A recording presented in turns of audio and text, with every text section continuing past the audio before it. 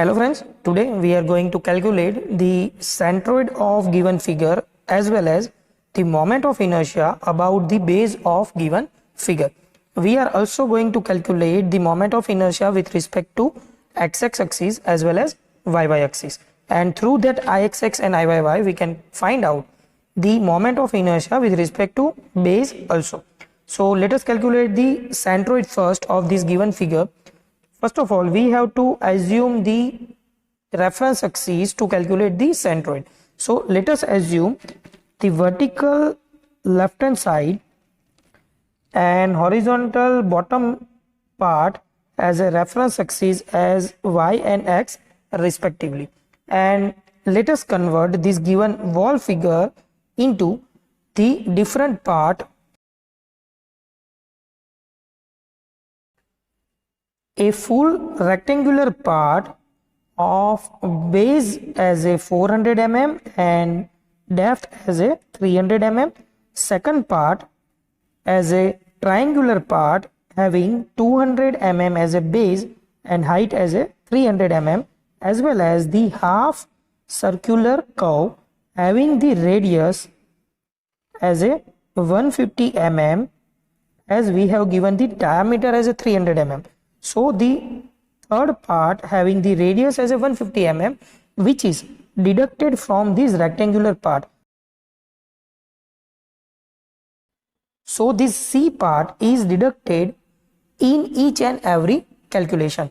Now going ahead for the calculation of centroid with respect to this reference axis of these three part, as a tabular form we have converted our given figure into three part as rectangular part having the base width as a 400 and depth as a 300, triangular part B as a base width 200 and height as a 300, as well as the half circular part as a 150 mm radius, which is shown in the tabular part. We have to first calculate the area of these three part, which is, for rectangular part it is B into D, so 400 cross 300, which is equal to 1,20,000 in terms of mm square. Now for the triangular part it is 1/2 into base into height, which is 300, which is equal to 30,000 mm square, and the half circular area, which is pi by 2 into r square, which is equal to 35,325 mm square. So, and the total area of this given figure, which is rectangular part area plus triangular part area and deduction of the half circular part, we have deducted part C from the A. Total area is nothing but the area of rectangle plus area of triangle minus area of half circle. Total area of the given figure, which is equal to 1,14,675 mm square. Now going ahead for the calculation of the centroidal distance with respect to x-axis and y-y reference axis, as first of all for the part A, if we calculate xi means the distance from the y reference axis, and for the rectangular part our CG distance is at the half of the width, so it is 400 by 2, which is equal to 200 mm. Now for the part B as a triangular part, our CG distance from y axis, and we know that our CG is at 1/3 of the 200 mm distance, but we have to calculate the distance from y, so it is 100 plus 300 plus 1/3 of 200, so it is actually as 400 plus 200 by 3, which is equal to 466.67 mm. And for the half circular part, the CG distance is as the radius, and we have to calculate the distance from y, so it is 100 plus radius value. So it is 100 plus 150, which is equal to 250 mm. Similarly, for the centroidal distance as a yi from bottom reference axis for part A, it is as a half of the height, which is 300 by 2, which is equal to 150 mm. For the triangular part, it is at 1/3 of the height, so it is 1/3 of 300 as a 100 mm. And the next part is for the circular part, and from the base it is at 4r by 3 pi. So radius is as a 150 mm divided by 3 pi, and the value is 63.69 mm. Now using this tabular form, we have to calculate the centroidal distance. As for calculation of x bar as a CG distance from reference y axis, our equation is sigma AIXI divided by sigma AI. Now sigma AI means the summation of wall area, which is equal to 1,14,675 mm square. Now AIXI means A1 into x1 as a part A plus A2 into x2 for part B minus A3 into x3, as we have to calculate the algebraic summation and the half circle is removed from the rectangular part, so it is negative. Now let us put all the value from the tabular part as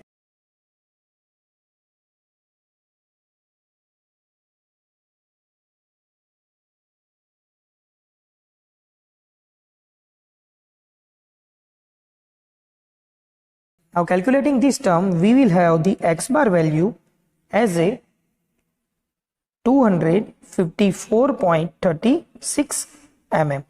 So our centroidal distance from the assumed y reference axis as a 254.36 mm. Similarly, we have to calculate the y bar distance, and the equation is sigma AIYI divided by sigma AI.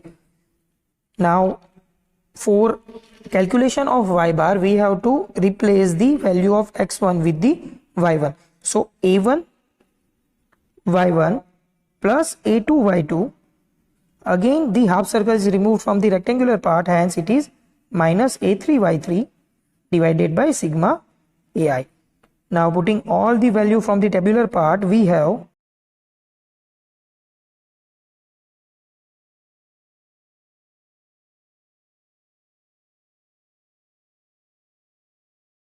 now calculating this term, we will have the y bar value as 163.50 mm. So from the tabular form, we can easily calculate all the values required for x bar and y bar. Now let us locate these x bar and y bar in our given figure. As now according to the calculation, we have calculated x bar and y bar as a 254.36 mm as well as 163.50 mm respectively. Now we know that x bar means the distance of CG from vertical y axis. Now 254.36, it is at nearly 254, and the y bar as a 163.50, it is almost the half of total 300. So assuming this value as a CG, then the point is known as x bar as a 254.36 comma y bar as a 163.50 mm. So the green mark is located at the centroid of this given figure with the coordinates. Now we have to calculate moment of inertia with respect to base as a given data. So let us calculate the moment of inertia with respect to base of this given figure as I with respect to OX axis, and we have calculated the moment of inertia for different part, and we know that for the rectangular part having the base width as a B and depth as a D, having moment of inertia with respect to base as a BD cube by 3. For half circular part, we have calculated the moment of inertia with respect to this base as a I base, which is equal to pi by 8 into r raised to 4. And for this triangular part, having the base width as a b and height as a h, the moment of inertia with respect to this base axis as a I base, which is equal to dh cube by 12. So we can calculate the moment of inertia with respect to this base OX axis, as the base of this OX is located at the base of the rectangular part, base of the triangular, as well as base of this half circular part. So we can use directly this equation for the calculation of moment of inertia with respect to base of this plane area. So let us use this equation for this given lamina, as the moment of inertia with respect to base, it is as a IOX, and for the given part A of base width as a 400 and depth as a 300, it is b d cube. It means d cube as a 300 cube by 3 plus. Now for the triangular part, our I base is bh cube by 12. Now base width is given as a 200 mm, so it is 200. Height as a 300 mm, so 300 cube by 12. Now we know that the part C is deducted from the part A, so it is as a minus, and the value is pi by 8 r raised to 4. So pi by 8, and the radius of this half circular part as a 150, so 150 raised to 4. Now solving this term, we will have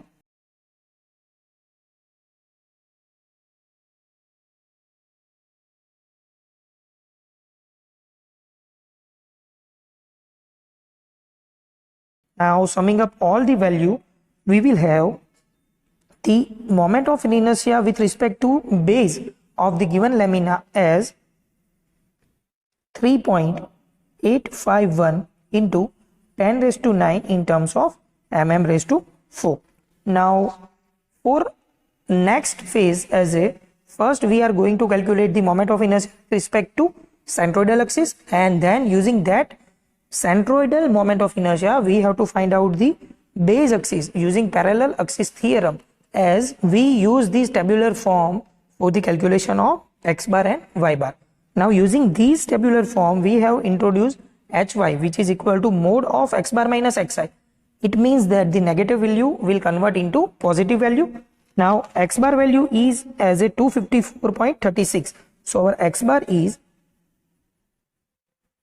while our y bar value is 163.50 mm.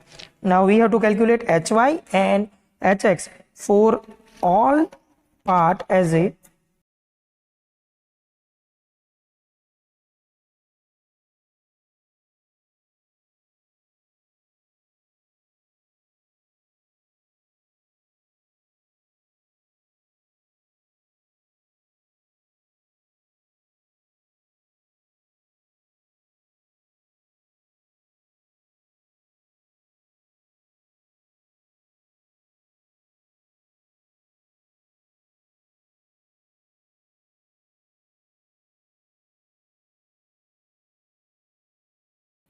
So using this same tabular form, we have to first calculate hx and hy. Now this value is going to be used in the parallel axis theorem, as the mathematical formula is Ixx, which is equal to I with respect to Cg plus area into hx square.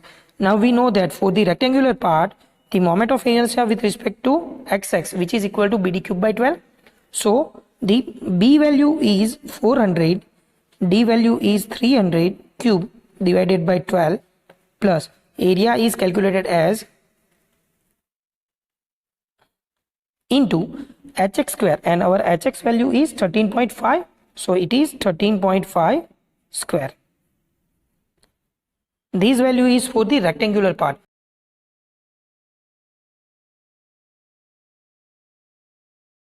For triangular part, the moment of inertia with respect to Cg is b d cube by 36 plus the area is calculated as 30,000 and hx is calculated as a 63.5. So it is 63.5 whole square. Now we have to deduct the moment of inertia of the half circular part, and the moment of inertia with respect to CG of half circular part is 0.11 into r raised to 4, and the area is 35325 into hx as a 99.81 whole square. Now calculating this term, we will have the moment of inertia with respect to xx, which is equal to, now this value indicates that the moment of inertia with respect to x-axis axis. It means that the moment of inertia with respect to x-axis axis, it is located at the centroidal distance as a ixx, and the value is 785.24 into 10 raised to 6 mm raised to 4. Now we have to calculate the moment of inertia with respect to this base using this ixx value, and we know that our vertical distance from this base is as a y bar, and it is as a 163.50, and we know that sigma a value, which is equal to from the tabular part. Now using these all value, let us calculate the moment of inertia with respect to base using this ixx as a, using the parallel axis theorem, which states that the moment of inertia with respect to any axis. So let us assume as a base as a OX, which can be calculated by the moment of inertia with respect to CG plus area of that lamina into h square.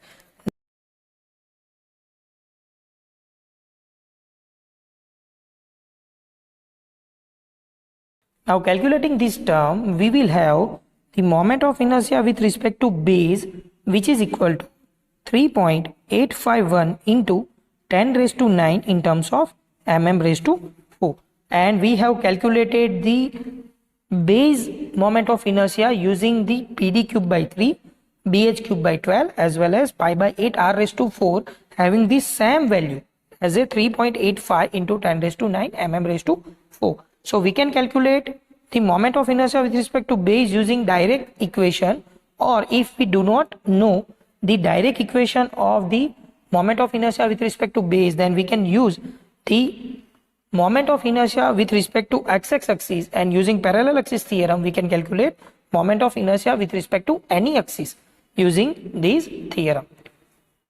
Thank you.